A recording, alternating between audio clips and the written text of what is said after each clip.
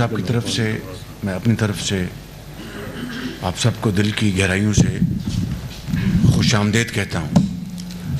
آپ کی جو لازوال جو آپ کی کمٹمنٹ ہے اور آپ کی بے مثال جو میاں نواز شریف صاحب کے ساتھ والہانہ جو محبت ہے وہ ہمارے لیے باعث افتخار ہے. اور آپ نے انتہائی برے وقتوں میں بھی میاں نواز شریف کا ساتھ دیا اور کسی اور طرف جانے کا سوچا نہیں. یہ ایک کسی بھی پارٹی کے قائد کے لیے، پارٹی کے لیے، پارٹی کے کارکنان کے لیے ایک بہت بڑا ایک سرمایہ ہوتا ہے جس کی جتنی بھی تعریف کی جائے کم ہے. آج ہم جو گفتگو کریں گے اس سے پہلے 2-3 باتیں میں عرض کرنا چاہتا ہوں کہ الحمدللہ 21 اکتوبر کے بعد میاں نواز شریف صاحب کی واپسی کے بعد پارٹی میں دوبارہ ایک نئی زندگی آئی، تازگی آئی اور جوش اور ولولہ آیا. اور اب ہم انتخابات میں جا رہے ہیں. اس حوالے سے 2-3 باتیں میں عرض کرنا چاہتا ہوں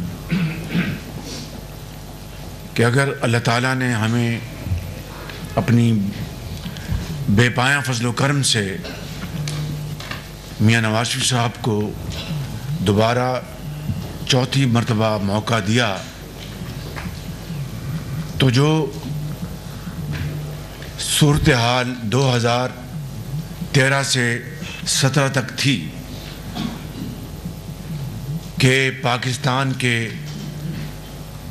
چاروں طرف ترقی اور خوشحالی کے منصوبے، ان کے اوپر شبانہ روز ان کے اوپر کام ہو رہا تھا. پاکستان کو عالمی سطح پر عزت اور وقار کی نگاہ سے دیکھا جاتا تھا. آپ کو یہ بات اچھی طرح یاد ہے کہ جب ہندوستان نے ایٹمی دھماکے کیے تو اس کے جواب میں وزیر اعظم نواز شریف نے جو فیصلہ کیا اس فیصلے کو مؤخر کرانے کے لیے بے شمار تجاویز دی گئیں. ایک یہ بھی تھی کہ ہم $5 ارب کی پیشکش کرتے ہیں، آپ ایٹمی دھماکہ نہ کریں.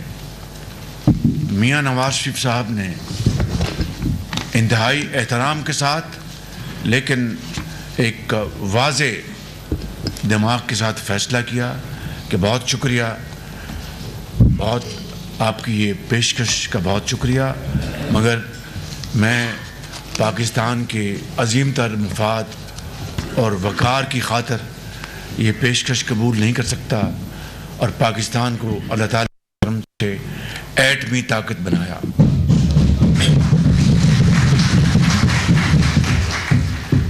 اور پھر آپ نے دیکھا کہ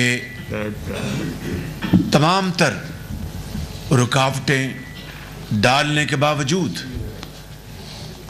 اور میں اس کا عینی شاہد ہوں، گواہ ہوں کہ کس طرح ستمبر 2013 میں چین کے صدر پاکستان کا دورہ کرنے والے تھے، اس کو کس طرح مؤخر کروانے کے لیے جو احتجاج اور دھرنے اور لانگ مارچز کا ڈھونگ رچایا گیا، وہ ہمیشہ پاکستان کی تاریخ کا ایک سیاہ باب رہے گا.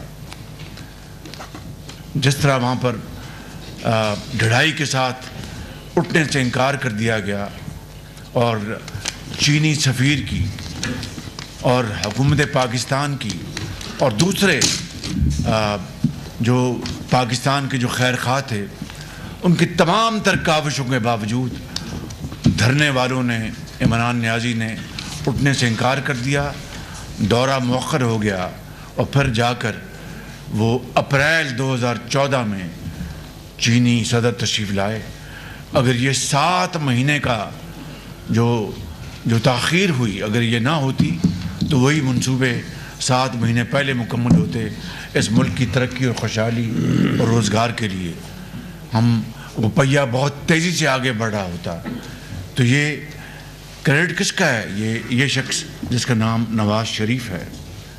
اسی طریقے سے جو ہمارے جو دوست ممالک ہیں، برادر ممالک ہیں، ان کے ساتھ جو عزت اور وقار کے ساتھ جو تعلقات کو مضبوط کیا گیا، ان کو آگے بڑھایا گیا الحمدللہ، اور کشکول آگے نہیں کیا بلکہ پاکستان کے اور پاکستان کے وقار کو مقدم رکھا گیا۔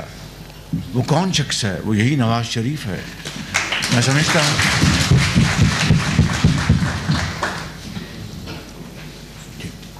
سمجھتا ہوں کہ یہ وہ ایک تاریخی واقعات ہیں جن کو یہ قوم، آنے والی نسلیں کبھی نہیں بھلا سکیں گی۔ میں آخری بات آج کی اس محفل سے یہ کرنا چاہتا ہوں کہ انشاءاللہ اب ہم الیکشن کے میدان میں جا رہے ہیں، اور آپ کی کاوشوں اور محنتوں سے، آپ کی دن رات محنت سے انشاءاللہ آپ میاں نواز شریف کو 4تھی مرتبہ وزیر اعظم منتخب کروائیں گے، تو وہ ترقی اور خوشحالی کا سفر دوبارہ انشاءاللہ شروع ہوگا۔ ہماری جو ایک بہت شاندار محنتی ٹیم ہے وہ نواز شریف کے ساتھی ورکرز کی طرح انشاءاللہ ان کے ساتھ ہم چلیں گے، اور یہ جو مہنگائی کا طوفان پچھلے 5 سال سے رہا، میں اس کی تفصیل میں نہیں جانا چاہتا، اس میں کمی لانے کے لیے انشاءاللہ نواز شریف دن رات ہم سب مل کر محنت کریں گے۔ نتائج اللہ تعالیٰ کے ہاتھ میں ہیں، اور میں آپ سب کا پھر شکریہ ادا کرتا ہوں۔ صدر مسلم لیگ نون شہباز شریف پارلیمانی بورڈ کے اجلاس سے خطاب کر رہے تھے۔ انہوں نے کہا کہ آپ لوگوں کی محبت ہمارے لیے باعث افتخار ہے۔ نواز شریف کی واپسی کے بعد پارٹی میں جوش اور ولولہ اور نئی تازگی آئی ہے۔ ہم الیکشن میں جا رہے ہیں، اگر اللہ تعالیٰ کے فضل و کرم سے عوام نے ہمیں دوبارہ موقع دیا تو 2013 سے 17 کا دور واپس آئے گا۔ نواز شریف نے پاکستان کو ایٹمی طاقت بنایا ہے۔